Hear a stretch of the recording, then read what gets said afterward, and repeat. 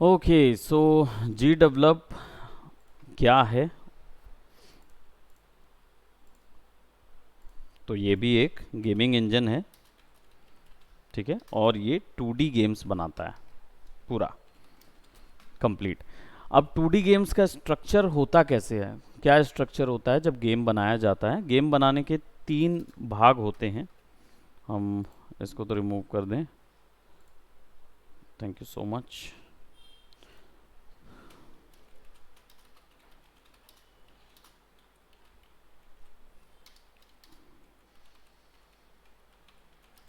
ठीक है, designing development यानी गेम डेवलपमेंट के 3 स्टेजेस रहते हैं जब भी कोई काम किया जाता है इस चीज़ में। तो पहला जो स्टेज होता है, इस दौरान आप एसेट्स, ये अभी हम डिज़ाइन डेवलपमेंट की स्ट्रक्चर की बात कर रहे हैं, पूरी प्रोडक्शन पाइपलाइन की बात नहीं कर रहे हैं। जो गेमिंग इंजन होते हैं उनके अंदर का एक स्ट्रक्चर होता है, उसकी बात कर रहे हैं। तो सबसे पहला एसेट्स होते हैं। एसेट्स कहीं बाहर के ग्राफिक डिज़ाइनिंग या 3D सॉफ्टवेयर से डिज़ाइन करके लाए जाते हैं। डिज़ाइनिंग सॉफ्टवेयर से एसेट्स लेके आना रहता है, वो काम वहाँ का रहता है। एक पोर्शन एसेट होता है। दूसरा होता है डेवलपमेंट, यानी कि डेवलपमेंट के सेक्शन पे आता है प्रोग्रामिंग। ये 2 सेक्शन होते हैं। इनके बीच के कम्युनिकेशन को गेमिंग इंजन कराता है। ये उसका स्ट्रक्चर होता है। एसेट अलग होता है, प्रोग्रामिंग जो है वो प्रोग्रामिंग लैंग्वेज से तैयार की जाएगी, है ना, वो प्रोग्रामिंग लैंग्वेज से तैयार की जाएगी। लेकिन ये दोनों आपस में वर्क या इंटरेक्शन या इनके बीच का कम्युनिकेशन कैसे होगा वो तय करता है गेमिंग इंजन, ठीक है। इसके साथ साथ इसका एक और पोर्शन होता है जिसको बोलते हैं पोर्टिंग।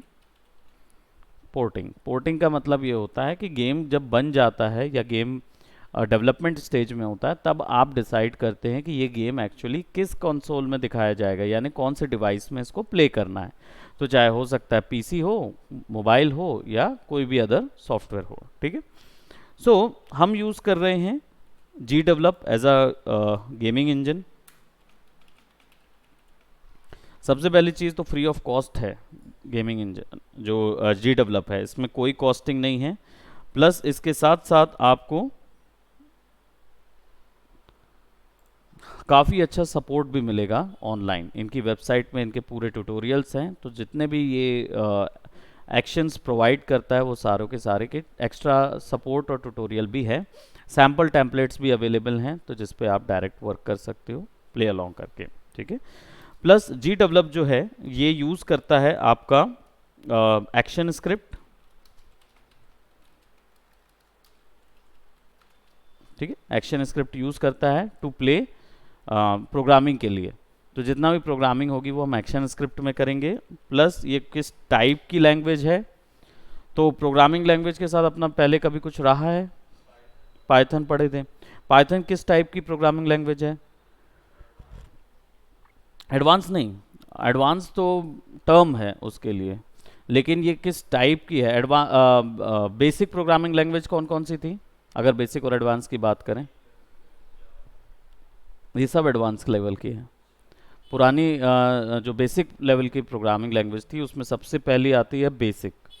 उसका नाम ही बेसिक है, जिसका फुल फॉर्म है beginners all purpose symbolic instruction code, basic, है ना। फोर्ट्रॉन, ये जितनी भी लैंग्वेज है बेसिक, ये सी, ये सब आपकी पुरानी लैंग्वेजेस हैं, बेसिक लैंग्वेजेस हैं। HTML भी उसी में आता है। इनमें क्या होता है, direct line by line coding की जाती है, ठीक है। एडवांस लेवल की प्रोग्रामिंग्स क्या होती हैं, तो जिसमें C++, जावा, C#, आपका ये आ गया, पाइथन आ गया, और पाइथन से ही जावा और जावा स्क्रिप्ट निकली हुई है ना। तो Python is kind of a mother of all the advance languages जितनी है। लेकिन सी जो है वो C++ और बाकी जितनी सी की जो मेजर डेवलपमेंट लैंग्वेजेस हैं वो सी के थ्रू निकली हुई है। तो ये दोनों हैंड इन हैंड चलती हैं। लेकिन टाइप्स ऑफ प्रोग्रामिंग लैंग्वेज अलग होते हैं। टाइप्स 2 टाइप के, अभी 3 हो गई हैं, पहले 2 टाइप की आती थी। वो टाइप्स कौन से थे प्रोग्रामिंग लैंग्वेज के, तो जब हम प्रोग्रामिंग समझेंगे तो और अच्छे से समझेंगे इसको। But there are 3 major types of programming languages. कौन कौन से? तो पहला आपका होता है इवेंट ड्रिवन, प्रोग्रामिंग लैंग्वेज। इसका मतलब ये होता है कि आप जैसे गेम बनाते हैं, तो गेम में W या D प्रेस करोगे तो कैरेक्टर, 2D गेम की बात करें मारियो टाइप की, D दबाएंगे तो कैरेक्टर राइट जाएगा, A दबाएंगे तो लेफ्ट जाएगा। तो D का दबाना कीबोर्ड में ये कहलाता है इवेंट, एक इवेंट है। तो इवेंट के द्वारा ड्राइव की जाने वाली प्रोग्रामिंग वो पूरी कहलाती है इवेंट ड्रिवन। इसका जो top level event driven programming कौन सी लैंग्वेज है? Visual basic. जो विजुअल बेसिक माइक्रोसॉफ्ट यूज़ करता है वो इसके लिए इवेंट ड्रिवन प्रोग्रामिंग लैंग्वेज है। तो हमारी एक्शन स्क्रिप्ट जो है वो भी इवेंट ड्रिवन प्रोग्रामिंग है।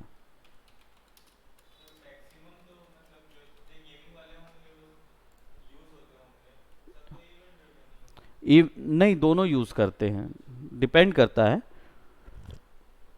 देखो आजकल क्या हो गया है, जो डेवलपमेंट स्टेज है ना वो बहुत कॉम्प्लेक्स हो गई है। गेम डेवलपर्स स्मार्ट लोग होते हैं, है ना, जो ऑलरेडी टेक्निकली अवेयर होते हैं। जो इंडी गेम डेवलपर्स में कई ऐसे आएंगे ना जो बहुत जल्दी आपको पुश दिखेंगे कि अरे हम गेम डेव हैं, हमारा मार्केट में बिक रहा है, बट जब प्रोग्रामिंग और कोडिंग की बात की जाए तो वो एक ही टाइप की कोडिंग लैंग्वेज पे काम कर सकते हैं। इस चीज़ को ऐसे समझो कि नेसेसरी नहीं है कि गेम डेवलपर को बहुत सारा टेक्निकल होने की, है ना। एक डिज़ाइनर व्यक्ति भी डेवलपर हो सकता है, लेकिन अगर किसी का टेक्निकल बैकग्राउंड है, जैसे आपने ऑलरेडी पाइथन किया हुआ है तो आपका थोड़ा सा बैकग्राउंड टेक्निकल है, तो आपके लिए ज़्यादा कुछ है करने को गेमिंग के अंदर में, ठीक है। लेकिन जिनको नहीं है ना, वो भी इवेंट ड्रिवन की मदद से गेम बना सकते हैं, ठीक है।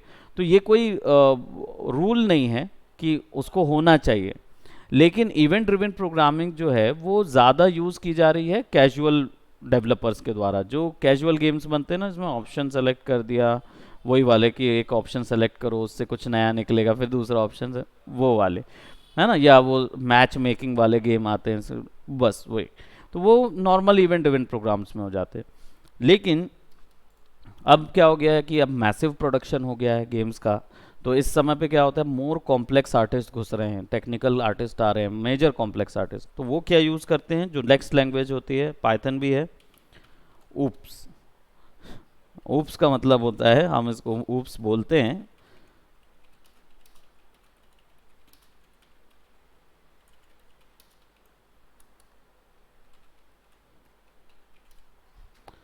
है ना। ये होता है ऑब्जेक्ट ओरिएंटेड प्रोग्रामिंग लैंग्वेज होता है, लेकिन इसको सिस्टम बोल दिया जाता है क्योंकि एस यूज़ करते हैं, है ना।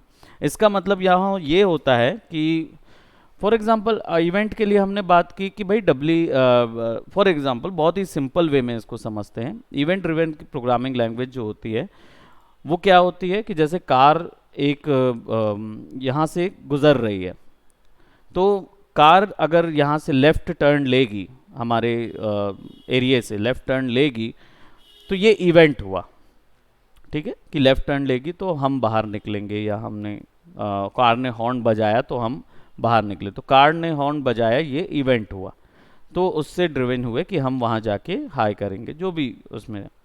ऑब्जेक्ट ओरिएंटेड प्रोग्रामिंग में क्या होता है, हम कार को एक ऑब्जेक्ट बना देते हैं, एक सेपरेट ऑब्जेक्ट, ठीक है, कि इसके अंदर बहुत सारी वैल्यूज़ होंगी, उसके अंदर हॉर्न भी है, उसके अंदर स्टेयरिंग भी है, कलर भी है, चक्का भी है, ठीक है, और हर एक ऑब्जेक्ट को मैं इंडिविजुअली ट्रिगर कर सकता हूँ।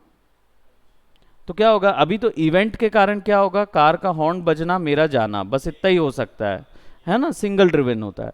लेकिन अगर ऑब्जेक्ट बना दूंगा तो क्या होगा, हॉर्न बजते ही साथ कार के कलर चेंज हो जाएंगे, मैं बाहर निकलूंगा, वो ट्रिगर तो होगा, इवेंट ट्रिगर होगा, लेकिन ऑब्जेक्ट में 10 और चीज़ें की जा सकते हैं, ठीक है। तो इसलिए उसको ऑब्जेक्ट ओरिएंटेड प्रोग्रामिंग बोलते हैं, ठीक है। और तीसरा जो है वो विजुअल प्रोग्रामिंग लैंग्वेज इंट्रोड्यूस हुई है नाउअडेज, जिसको नॉट बेस्ड प्रोग्रामिंग बोलते हैं, जो आपने कल उस समय अनरियल को देखा था, है ना। अब ये क्या है, ये इससे एडवांस होती है, क्योंकि अब क्या हो गया है कि अब इवेंट और ऑब्जेक्ट दोनों ही चीज़ें बन गई हैं, ठीक है, दोनों ही चीज़ें ऑलरेडी बनी बनाई हैं।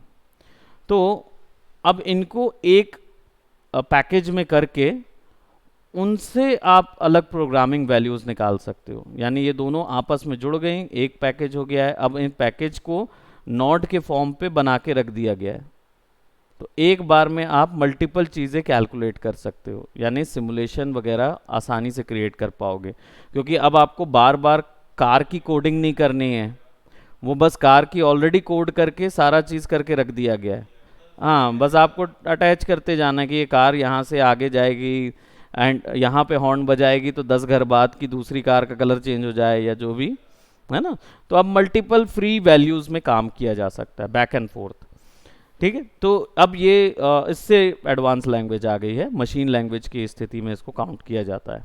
ठीक है, तो ये लैंग्वेजेस हैं। एक्शन स्क्रिप्ट हम अपने कोर्स के दौरान तो डेफिनेटली इवेंट ड्रिवन और ऊप्स में भी जाएंगे, क्योंकि हमारे पास C++ है। एक्शन स्क्रिप्ट में इवेंट ड्रिवन पढ़ेंगे, और विजुअल प्रोग्रामिंग लैंग्वेज जब हम लोग अनरियल पढ़ रहे होंगे तब हम उस चीज़ को आगे पढ़ेंगे। ओके, सो अब शुरू करते हैं हमारा GDevelop जो है वो आपका वेबसाइट में डायरेक्ट मिल जाता है, आप कहीं से भी डाउनलोड कर सकते हो। GDevelop 5 लेटेस्ट बिल्ड है जो चल रहा है, राइट। ये ऑनलाइन ऑप्शन मांगता है, ठीक है, और एरर नहीं दिखाता है। वो सब एक्चुअली कोई प्रीवियस प्रोजेक्ट हमने कभी ओपन किया होगा तो उस चीज़ को वो नहीं पकड़ पा रहा है, इसलिए बोल रहा है।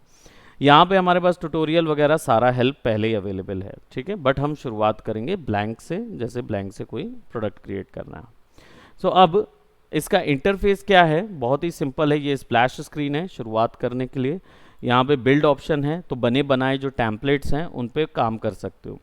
टेम्पलेटिंग का फ़ायदा ये होता है कि अगर आप मान लो अपना गेम बनाना चाहते हो विदाउट एनी कोडिंग, तो आप इन टेम्पलेट्स को यूज़ कर सकते हो। इनके बस कैरेक्टर को रिप्लेस कर करके अपना कैरेक्टर डाल दीजिए और गेम बिल्कुल एग्जैक्टली वैसे ही हो सकता है। सारा चीज़ का बना बनाया इसमें वैल्यू दी हुई है।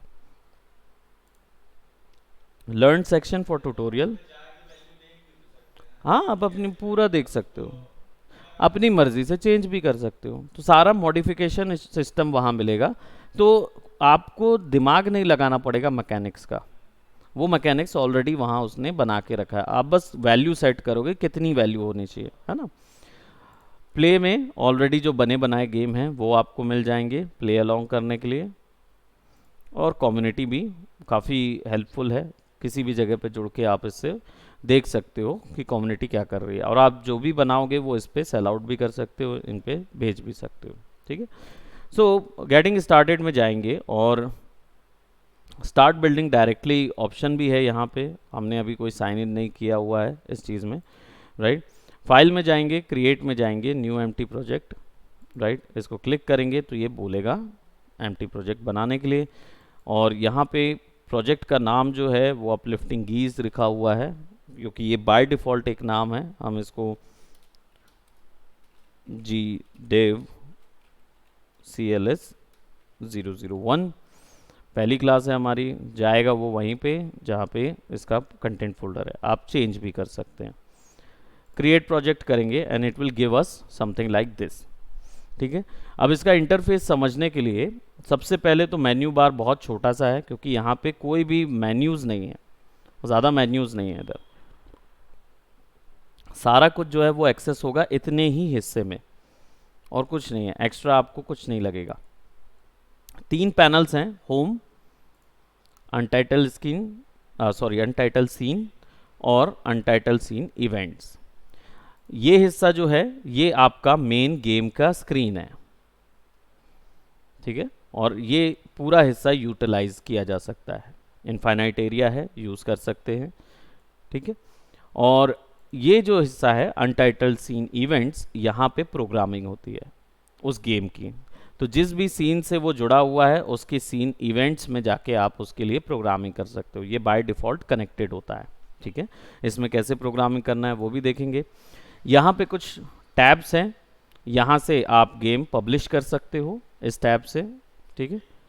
एक क्लिक में डायरेक्ट एक्सपोर्ट करने का, पोर्टिंग का पूरा ऑप्शन मिल जाता है। तो जब इसको एक्सपोर्ट करते हैं तो कौन से डिवाइस में एक्सपोर्ट करना होता है उसको चूज़ करेंगे, तो उससे रिगार्डिंग API बनाने होते हैं, यानी कि उससे रिगार्डिंग वो पूरा पैकेज लेके आएगा, ठीक है। तो इसके लिए छोटे छोटे आइकॉन्स और हर एक चीज़, यानी मोबाइल के आइकॉन्स वगैरह जो बनाने वो सब बनाने होंगे, ठीक है। तो वो हमें ड्रॉ करने होंगे।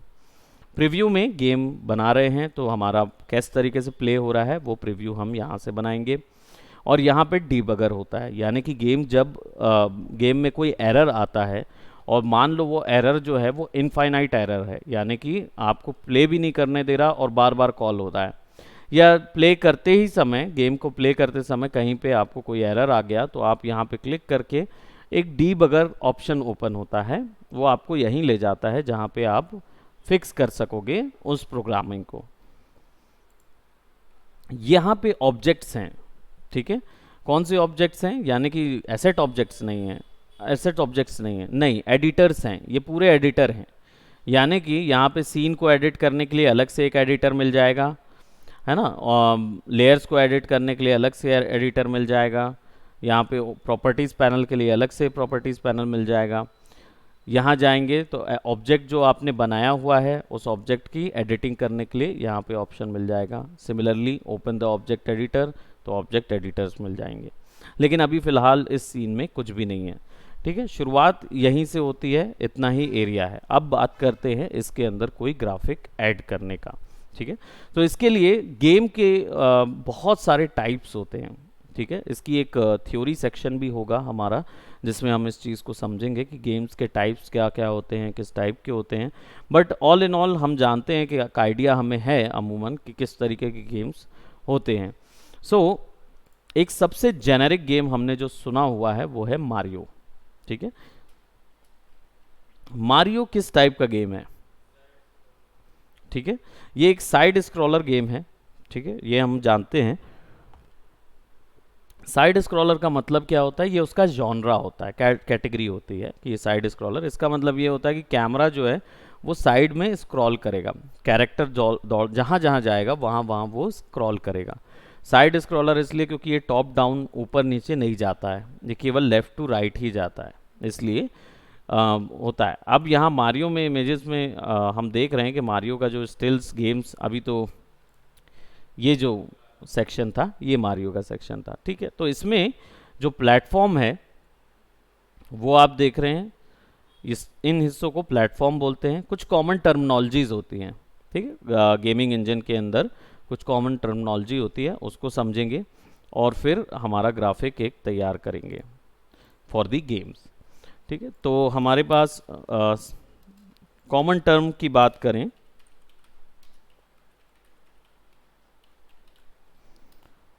तो सबसे पहले प्लेटफॉर्म आता है। प्लेटफॉर्म ये वो ऑब्जेक्ट होता है जिसके ऊपर कैरेक्टर कूद सकता है, ठीक है, लेकिन ये इमूवेबल प्रॉपर्टी होती है, ठीक है, इट्स इमूवेबल, यानी ये मूव नहीं कर सकता, बट इसके ऊपर but can be jumped over या थ्रू, यानी कि उसके ऊपर कूदा चढ़ा जो भी है, चल भी रहा है, लेकिन उसके थ्रू भी जा सकता है, कैरेक्टर आर पार भी जा सकता है, जंप थ्रू भी होता है। कई बार ऐसे गेम्स देखे होंगे आपने जैसे कॉन्ट्रा, नीचे से कूदोगे तो ऊपर में फिर उसके चढ़ पाओगे, लेकिन नीचे से कोलाइजन नहीं होगा, ऊपर से कोलाइजन होता है ना। तो वो जंप ओवर और जंप थ्रू दोनों ऑप्शन के साथ मिलता है प्लेटफॉर्म। ये ज़रूरी होता है गेम में, हमें एक प्लेटफॉर्म लगेगा। दूसरा, एक्टर या लीड या हीरो या जो भी बोल लीजिए, ये बेसिकली वो कैरेक्टर होगा जो कि can be controlled by your user, है ना, यूज़र कैन कंट्रोल, ठीक है। तीसरा, एनिमी, ठीक है। इनको ऐसा समझो ये क्लासेस हैं, अलग अलग क्लास हैं, प्लेटफॉर्म अलग क्लास है, एक्टर अलग क्लास है और एनिमी अलग क्लास है, ठीक है। एनिमी जो होगा वो कैन हर्ट, मार भी सकता है, कैन और बी कैन हर्ट, यानी हर्ट कर भी सकता है और हम भी उसको हर्ट कर सकते हैं, दोनों चीज़ है। तीसरा, यूआई, जिसको जीयूआई बोलते हैं। गेम के अंदर एनिमी अलग क्लास होता है, प्लेटफॉर्म अलग क्लास होगा, एक्टर अलग क्लास होगा, और GUI एक अलग क्लास होता है। GUI को क्या बोलते हैं? ग्राफिकल यूज़र इंटरफेस, नहीं? तो ग्राफिकल यूज़र इंटरफेस क्या होता है? जो कि आपको दो चीज़ें बताता है। नोटिफिकेशन देता है, कितना स्कोर हो गया, कितना टाइम हो गया, कितना ये लाइफ कितनी चल रही है, माना क्या है, ये चीज़ें। और या फिर ये बटन दबाओ तो कूदेगा, ये बटन दबाओ तो बैठेगा। तो आप बटन स्क्रीन पे टैप करते हैं, वो भी एक ग्राफिकल यूज़र इंटरफेस हिस्सा होता है, ठीक है। बाकी GUI का मेजर सेक्शन होता है जिसके, ये वो इंटरफेस है जिसके साथ इंटरेक्ट कर सकते हो, है ना। तो चाहे स्वैप ऑप्शन हो गया, या आपने देखे होंगे ऐसे ग्राफिक जिसमें आप स्वैप करते हो तो स्क्रीन राइट होती लेफ्ट होती है, वो सारा ऑप्शन इसमें आता है, ठीक है। ये टर्म यहाँ भी काम आएंगे, ठीक है। तो अब हमें कुछ ग्राफ्स चाहिए होंगे, ग्राफिक चाहिए होगा, तो प्लेटफॉर्म बना लेते हैं। इंडिविजुअल दो तरीके के प्लेटफॉर्म बनाते हैं। चलिए यहाँ पे हम जाते हैं, इलस्ट्रेटर ओपन करते हैं। आप चाहें तो फोटोशॉप में ड्रॉ कर सकते हो उस चीज़ को।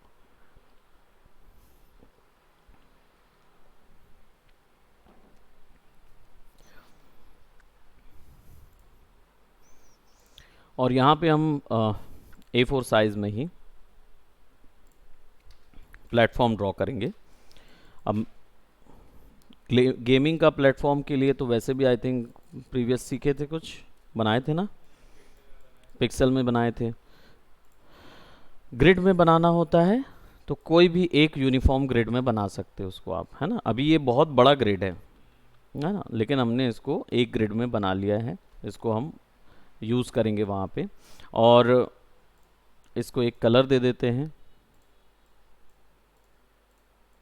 ठीक है। और यहाँ से हम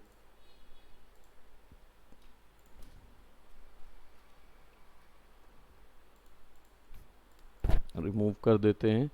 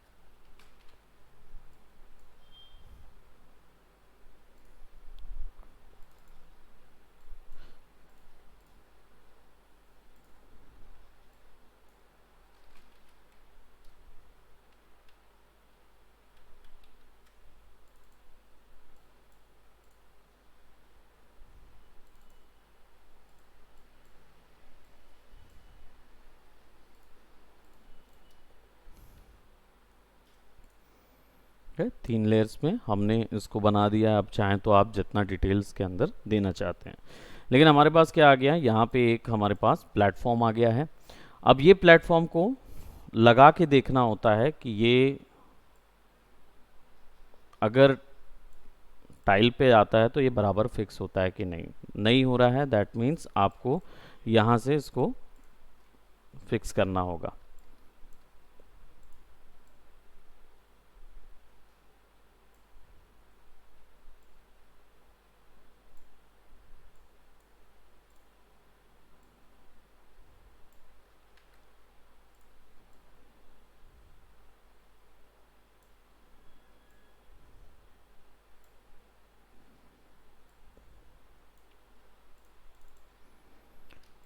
ठीक है, एक तरीका ये होता है कि आप ऐसा ड्रॉ कर लीजिए आगे लगा के। दूसरा तरीका क्या है,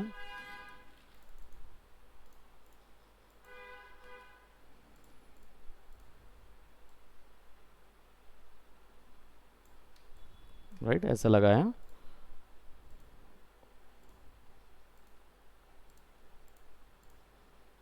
ट्रांस फ्लिप कर दिया, हॉरिजॉन्टल फ्लिप।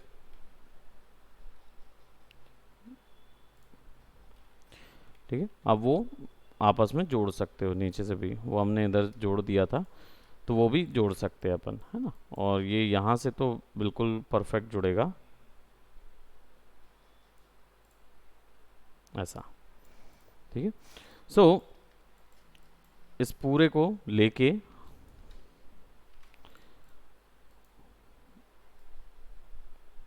ये रख लेते हैं, और एक हमारा कैरेक्टर है, ठीक है। और कैरेक्टर फिलहाल अभी हम विदाउट ड्राइंग, कोई कैरेक्टर अभी ड्रॉ नहीं कर रहे हैं हम।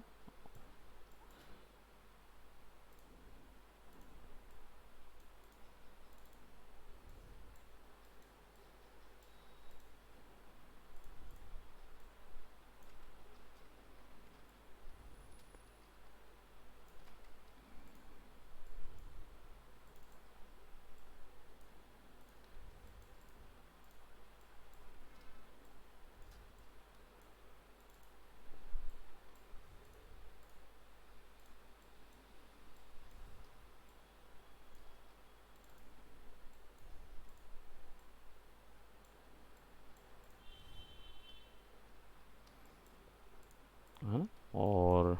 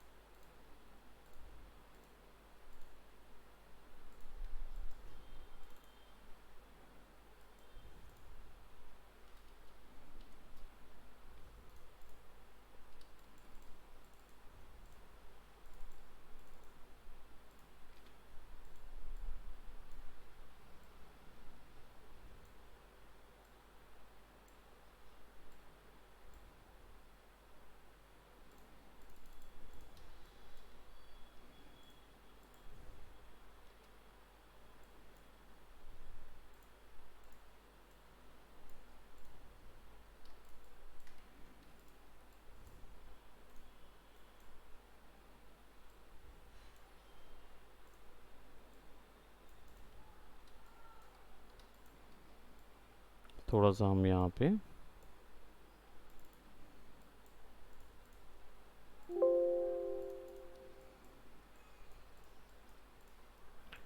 और एक बॉडी बना देते हैं इसकी।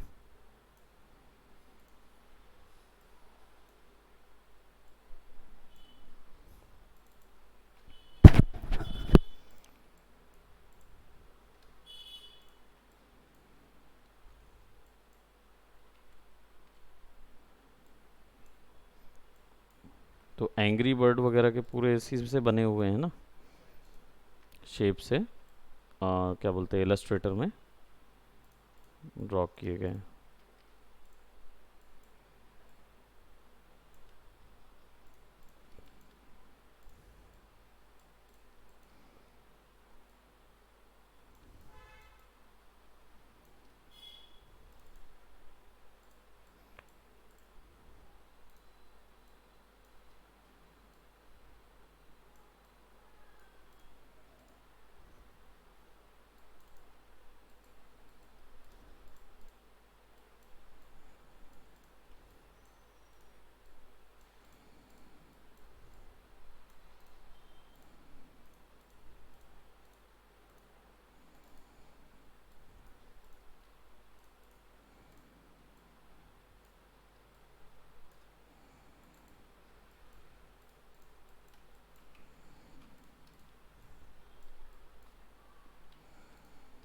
ये हमारा कैरेक्टर है ना।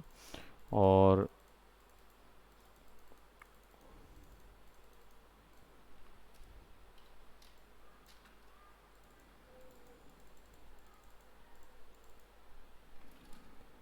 ये इससे को डिलीट करते हैं, थोड़ा सा हम यहाँ पे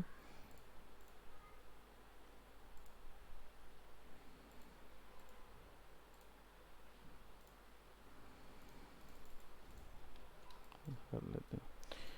और एक चीज़ और लग रही है, तो वो चीज़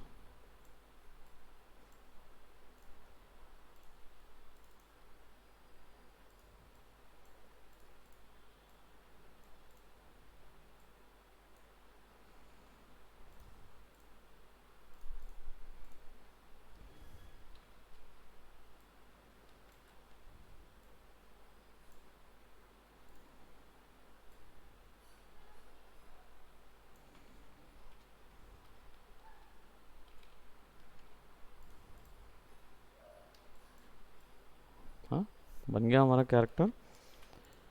अब इस कैरेक्टर को मूवमेंट देने के लिए हमें दो अलग स्प्राइट्स चाहिए होंगी, ठीक है। तो इसको मूवमेंट के लिए एक अलग से एक स्प्राइट ले लेंगे यहाँ पे, और ग्रिड में ही लगाएंगे सारी चीज़ों को। तो इन दोनों को यहाँ पे सेट करेंगे और हल्के हल्के मूवमेंट देंगे, ये ऊपर हो जाएगा। और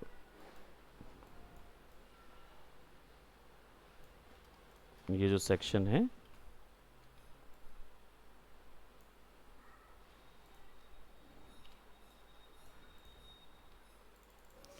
हल्का चेंजेस देंगे, और इसको भी सेलेक्ट करेंगे। फिर वापस से एक और तीसरी स्प्राइट बनाएंगे। अभी हम 3 स्प्राइट की बना रहे हैं। जो हमारा स्प्राइट उस टर्म को बोलते हैं जिसमें फ्रेम आती हैं, अलग अलग एनिमेशन फ्रेम आती हैं। तो मारियो की जो स्प्राइट हैं वो 3 ही स्प्राइट्स हैं। तो मारियो स्प्राइट्स अगर सेलेक्ट करोगे तो ये शीट होती है जिसके अंदर एनिमेशन फ्रेम होता है। हाँ, तो मारियो जब तैरता है तो उसकी 4 एनिमेशन स्प्राइट आती हैं, जब चलता है तो 3 स्प्राइट्स में चलता है ना, 1 2 3। मरता है तो कैसे, ये ओरिजिनल है, सुपर पेपर मारियो का अलग है, सुपर मारियो का इतने। बाद में तो बहुत बढ़ गया सुपर मारियो में, और डिटेल आ गया पूरा, स्प्राइट्स जो है ना, डिटेल्ड स्प्राइट्स आ गई सब चीज़। तो 8 बिट वाले में बहुत कम स्प्राइट्स थी, 3 ये स्प्राइट्स थी ना, ये 3 स्प्राइट्स थी, इनको ऐसे यूज़ करता था मारियो। तो हम भी यहाँ पे 3 ही स्प्राइट्स में बना रहे हैं अभी इसको, और इसको थोड़ा सा एक और चीज़ दे देते हैं।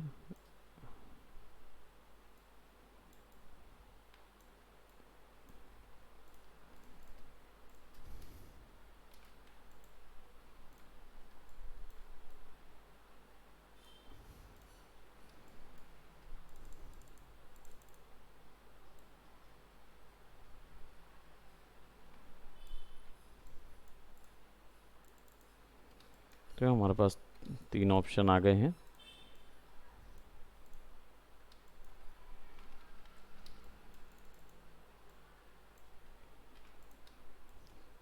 तो ये 3 स्प्राइट्स हम यूज़ करेंगे, लेकिन इनको बिल्कुल एक्यूरेट फिक्स करना होगा, तो इसलिए हम इन सबको सेलेक्ट करेंगे और अलाइन करेंगे एक लाइन पे, ठीक है। तो now everything is on aligned option, और हमारा ये भी सेलेक्टेड है।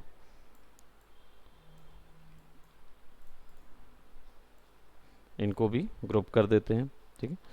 नाउ प्लेटफॉर्म और इमेजेस जो हैं वो अभी फ़िलहाल हम अलग अलग निकाल लेंगे। अलग अलग निकालने के लिए हम इसको सेलेक्ट करेंगे, और ये तो सॉफ्टवेयर का है तो कोई इश्यू नहीं है, हम कहीं से भी इसको बना, फोटोशॉप में डायरेक्ट बना सकते हैं, ठीक है। जीडी में जाएंगे और न्यू फोल्डर में यहाँ स्प्राइट्स सेलेक्ट करते हैं, और यहाँ पे हम इसको प्लेटफॉर्म दे देंगे। ओ, फोल्डर तो है ही,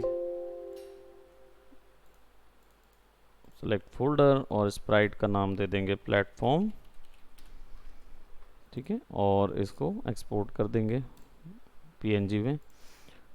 सिमिलरली इसको सेलेक्ट करेंगे, file save as, sorry save नहीं, एक्सपोर्ट,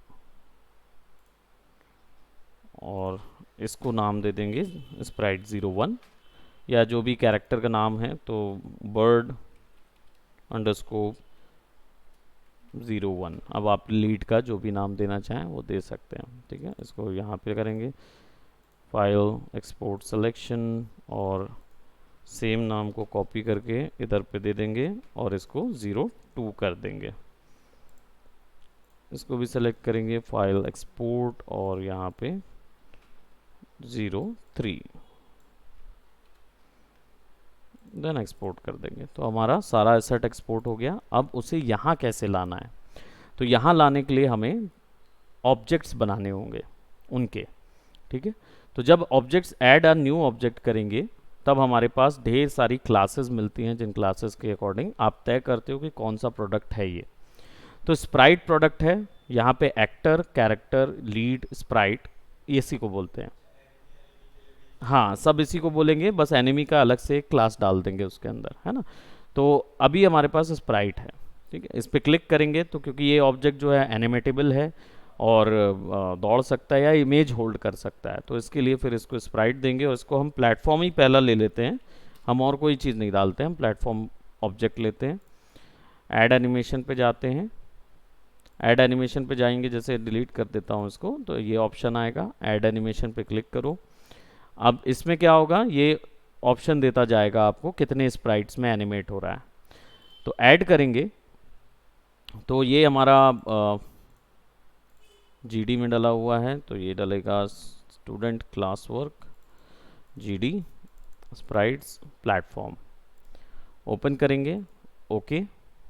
तो अब क्या हुआ, हमारे पास ये आ गया। इसको डबल क्लिक करेंगे तो ये एक सॉरी यहाँ पे जाएंगे तो एडिट विथ पिक्सेल्स एक एडिटर भी देता है कि आप चाहो तो इसके ऊपर में वैल्यूज़ ऐड कर सकते हो, ड्रॉ कर सकते हो, है ना। तो आपकी चॉइस है। प्लस एनिमेशन करना है तो यहाँ से भी फ्रेम एनिमेशन कर सकते हो इस पर, ठीक है। तो इसको तो खैर बाद में देखेंगे, अभी हमारे पास एक ही ये ऑप्शन है, ठीक है। इसको अप्लाई करेंगे, कुछ नहीं है, बस इसका नाम प्लेटफॉर्म हमने यहाँ पे रख दिया है। एनिमेशन का नाम 0 है क्योंकि इसमें कोई एनिमेशन नहीं है, तो ये 0 ही है।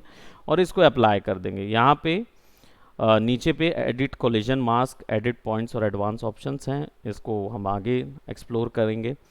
अप्लाई करते हैं तो हमारे पास प्लेटफॉर्म आ जाता है। आप क्लिक करके ड्रैग करोगे तो आपके पास, है ना, तो ड्रैग एंड ड्रॉप करेंगे तो आपके पास प्लेटफॉर्म आ गया।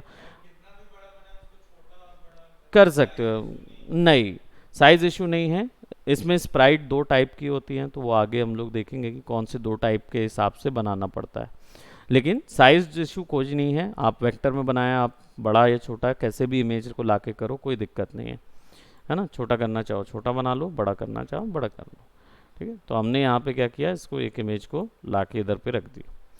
अब सेकंड जो क्लास है वो हमारा है कौन सा, स्प्राइट क्लास है, लेकिन कैरेक्टर है। कैरेक्टर, ऐड एनिमेशन और ऐड करेंगे, तीनों को सेलेक्ट कर लेंगे, ओपन करेंगे, ओके, तीनों आ गया। अब इसको प्ले करके देखना है, सीधा आया है ना, वैसा है। तो अगर आप प्रीव्यू करोगे तो आप उसका एनिमेशन देख पाओगे, लेकिन अभी कुछ बहुत जल्दी हो गया, तो लूप करके ऑन करो और फिर प्रीव्यू करो, तो यू विल सी कि वो कैसा चलेगा, है ना। अब इसकी FPS ड्रॉप करोगे, जैसे मान लो 8 FPS कर दिया, है ना, थोड़ा सा स्लो, वो धीरे धीरे उनको दिखाएगा। और वहीं अगर मैं इसकी FPS जो है वो बढ़ा दूंगा, जैसे 50 कर देता हूँ, तो तेज़ हो जाएगा, तो बहुत जल्दी फ्रेम्स ख़त्म होंगे, है ना। तो यहाँ से फ्रेम रेट पर सेकेंड बढ़ा या कम कर सकते हैं। तो जितना इसको कम करेंगे उतना वैल्यू जो है वो आसानी से, हाँ, नेचुरल आएगा। तो 0 पॉइंट टाइम के हिसाब से करना है, 0.1 सेकेंड, तो यहाँ से वैल्यू कर सकते हैं, या फिर FPS, दोनों से सेम चीज़ होगा, ठीक है।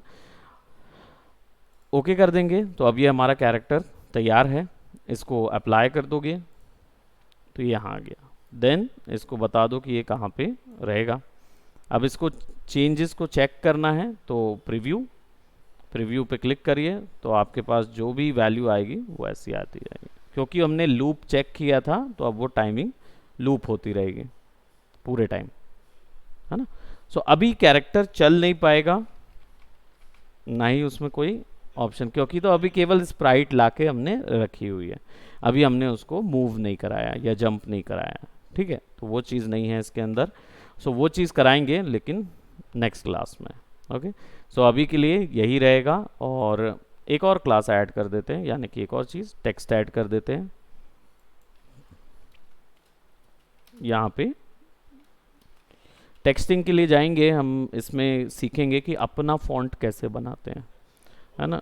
हाँ, अपना डिज़ाइनिंग फॉन्ट कैसे बनाए, इसमें नहीं बनेगा, वो बनेगा फोटोशॉप में, लेकिन हाँ लाके इधर यूज़ कर सकते हैं।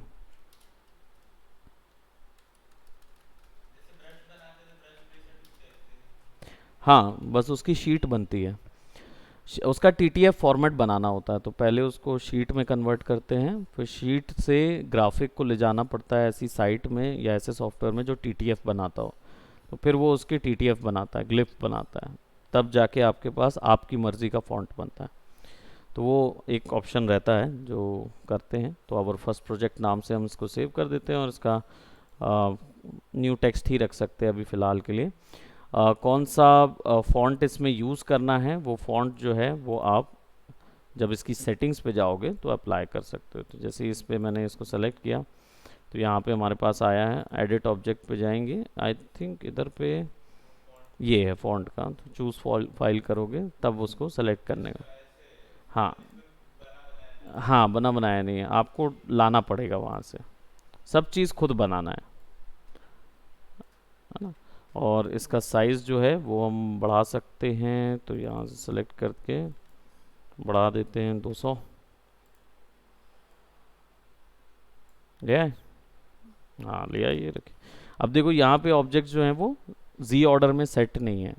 जी ऑर्डर का मतलब क्या होता है, लेयर में ऊपर और नीचे। लगिए लगिए, पैसा तो मैं कभी मना नहीं करूँ। है ना? डाल। तो जी ऑर्डर जो है वो क्या बोलते, अब लेयर वाइज होता है ना। तो जैसे फोटोशॉप में ऑब्जेक्ट ऊपर होता है तो आगे होता है और पीछे रहता है। यहाँ पे क्या होता है, क्योंकि गेमिंग इंजन्स है ना, या वेक्टर सॉफ्टवेयर्स हैं जैसे इलस्ट्रेटर है, इनमें क्या होता है एक ही लेयर पे आप आगे और पीछे तय कर सकते हो, सब कैटेगरी लेयर्स होती हैं। तो इसको पीछे करने के लिए राइट क्लिक करके इसमें इवेंट होते हैं आपके, सीन प्रॉपर्टीज़ होती हैं, उसमें जा सकते हो, या फिर यहाँ पे जी ऑर्डर ऑप्शन होता है, तो इधर जाके ज़ीरो कर दोगे तो वो उसके पहले चला जाएगा, है ना। और ये कर दो 3 और ये कर दो 2। ये 1 भी कर सकते हैं तो कोई दिक्कत नहीं है ना। बस असेंडिंग और डिसेंडिंग ऑर्डर में होना चाहिए जो भी वैल्यूज़ हैं, है ना। सो अब जब हम इसको प्रीव्यू करेंगे तो will get something like this. Text भी फिक्स कर सकते हैं, छोटा करोगे तो ऐसा आएगा, है ना। तो हम इसको थोड़ा सा वैल्यू चेंज कर देते हैं, I will be giving it by 80 और इसको ऐसा रख देते हैं।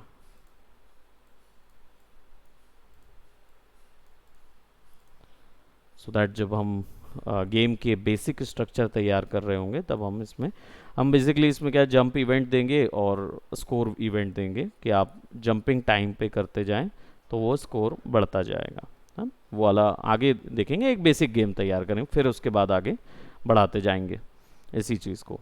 ठीक है, तो ये प्रोटोटाइपिंग स्टेज में क्या होता है, पहले केवल वार्म अप के लिए इतना करना रहता है। तो आप भी यही करेंगे। अभी एक अपने गेम को सोचो, जो गेम बनाना है, एक साइड स्क्रॉलर पहले बनाएंगे, फिर टॉप डाउन व्यू देखेंगे। जल्दी जल्दी अगर बना गए तो टॉप डाउन व्यू भी बना पाएंगे, लेकिन अगर जल्दी नहीं मतलब बोलते हैं ना टैप ने डिले किया तो डिले हो जाएगा। ठीक है, तो उसको जल्द से जल्द बनाना है।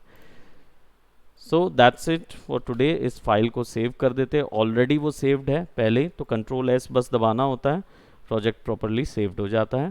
फिर आप क्लोज कर सकते हो। वो बोलेगा are you sure you want to quit, quit है ना। एआई फाइल भी जीडी के ही उसमें सेव कर देते हैं।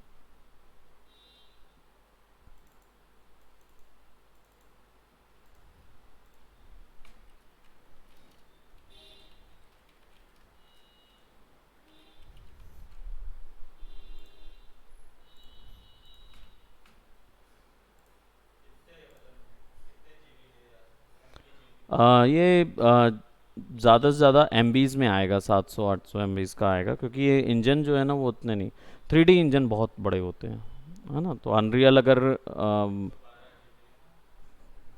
अनरियल करना है तो अभी से करना होगा ऐसा वाला। और सबसे प्रॉब्लम ये है अनरियल के साथ कि अनरियल को आप क्या बोलते, मैं डाउनलोड करके होल्ड नहीं कर सकता। वो एपिक गेम्स के थ्रू आएगा तो मैं आपको नहीं दे सकता कि फाइल्स को वो कर दूं, तो वो हाँ, तो वो मेरे पास उसी में रहेगा वो, है ना। Okay, so that's it for today, bye bye, take care.